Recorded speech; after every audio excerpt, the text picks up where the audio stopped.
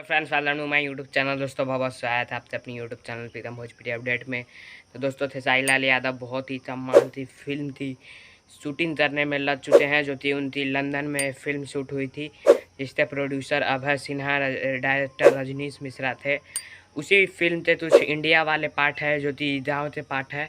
उसी तो खेसारी लाल यादव मुंबई में शूट कर रहे हैं और 2-3 पिक भी आई है, जो कि आप अपने इस सीन पर देख सकते हैं। बहुत जल्द ये फिल्म आएगी आप लोगों के सामने और ये देख सकते हैं शूटिंग इतनी बढ़िया बढ़िया पिचाई है।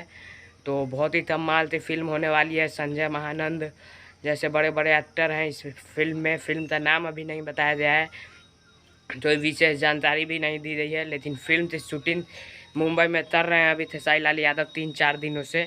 तो बस आप लोग इंतज़ार कीजिए, बहुत जल्द जैसे ही लॉकडाउन सिनेमा हॉल ये सब खुलेंगे वैसे ही फिल्म लगनी स्टार्ट हो जाएगी लगातार। कई सारी बैक टू बैक फिल्म आपको देखने को मिलेगी सिनेमा हॉल में। तो आप लोग बस तैयार रहिए, तब तक ले जय हिंद, जय भारत। पिता सलाह कमेंट में ज़रूर बताइए।